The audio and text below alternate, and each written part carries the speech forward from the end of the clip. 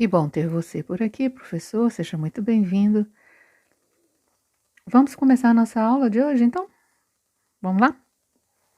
Bom, hoje estamos aqui para introduzir agora a criança no mundo das letras. Até aqui, todo o nosso trabalho foi para fazer o pequeno aprender que as palavras são compostas por sons, que existe um início, um meio e fim para elas, que existe um espaço entre elas, que uma palavra pode ser escrita com um ou vários sons. Aprendeu até a manipular estes sons, né? Isolando, sintetizando, segmentando, substituindo. Agora elas precisam aprender a corresponder os sons da fala com a linguagem escrita. Até aqui as atividades de escrita não foram exigidas. A partir daqui elas devem ser.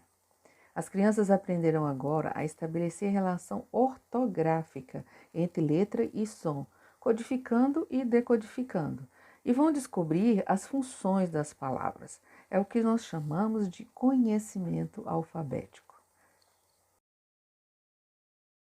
Bom, como ler e escrever não é um processo natural como a fala, nós precisamos ter um ensino sistematizado, né?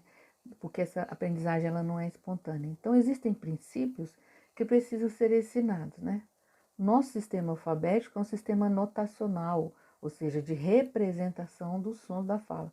É notação porque os fonemas são impronunciáveis, né? A gente precisa notá-los, porque eles podem ser representados por letras e possui as suas regras para fazer isso. As crianças devem compreender que as letras são grafias e que elas representam o som e que se juntarmos ou separarmos estes sons, formamos palavras que se fala e que não são só símbolos gráficos. Existe uma instrução fônica sistematizada para o ensino do conhecimento alfabético. Ela diz que deve se ensinar do simples para o complexo, estabelecendo relação entre a letra e o som, a leitura de palavras e frases, e é bom saber que converter letras em sons e uni-los é mais eficiente do que aprender partes maiores, no caso das palavras, né? Porque, como já foi dito antes, neste momento da alfabetização, o vocabulário léxico ou vocabulário de palavras ainda é pequeno, para que a criança possa recorrer a ele para lembrar quais letras e qual a ordem delas numa palavra. Então, a rota fonológica neste início de aprendizagem é mais eficiente do que a rota léxica. O princípio alfabético, que é a nomeação das letras, aprender suas diferentes formas, né? Maiúsculas, minúsculas, caixa alta, cursiva, letra de imprensa, e que o som de cada letra representa, deve ser trabalhado na pré-escola e no primeiro ano. Na pré-escola, aprende-se a ouvir para distinguir os sons da fala, depois nomear as letras usando a ordem alfabética, né, das 26 letras do alfabeto, mais o C cedilha. E no primeiro ano nós trabalhamos com a relação letra-som, aprendendo nome das letras, suas formas, seus sons e as regras que controlam o princípio de sequenciação e de posição delas nas palavras. Nós podemos começar produzindo listas e textos, né?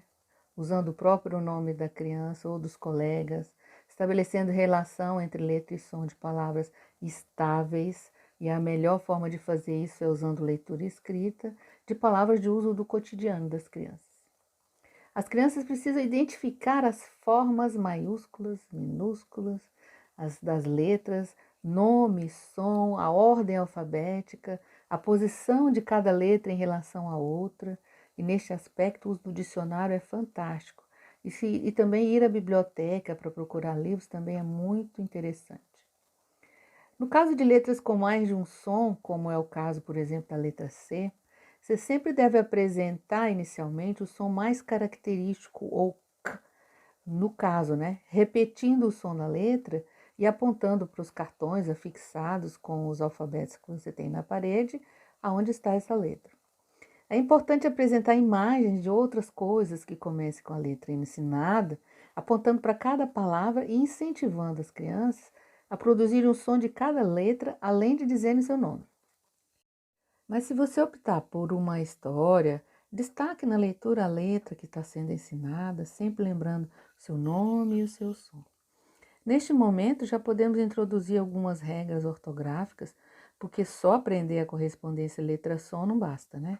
Isso ajudará na leitura de palavras que apresentem letras e sons diferentes.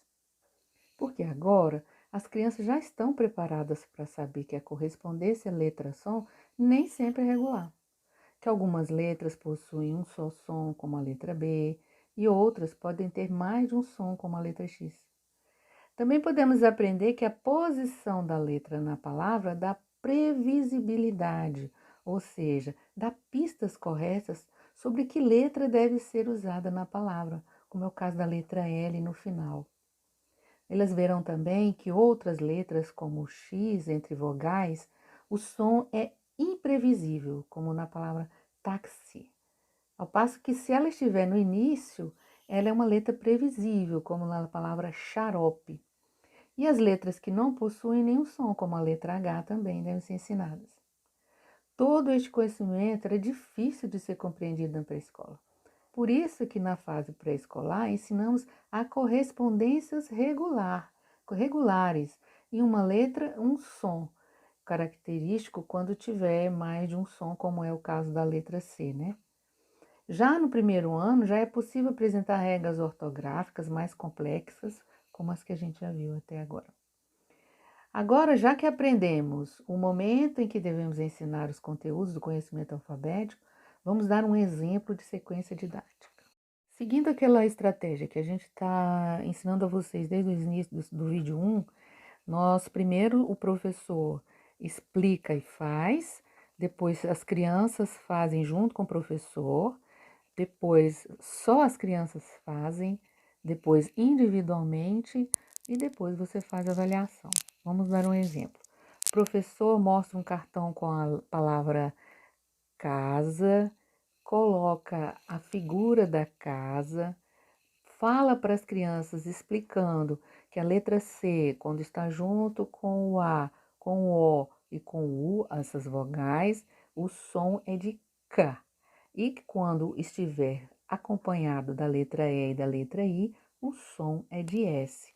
Faz isso umas 2 vezes, depois apresenta novos cartões e faz junto com as crianças. Depois as crianças vão fazer sozinhas e depois individualmente. Logo em seguida vem a avaliação ou a consolidação do aprendizado. E assim você pode fazer com todas as outras letras do alfabeto. É lógico que existe uma grande variedade de exercícios, de formas de fazer, e isso vai da sua criatividade. Eu espero que a gente tenha conseguido ensinar a vocês como se dá o conhecimento alfabético e o que devemos privilegiar neste momento do ensino. Eu agradeço pela presença de vocês comigo até agora. Espero vocês no nosso próximo vídeo, hein?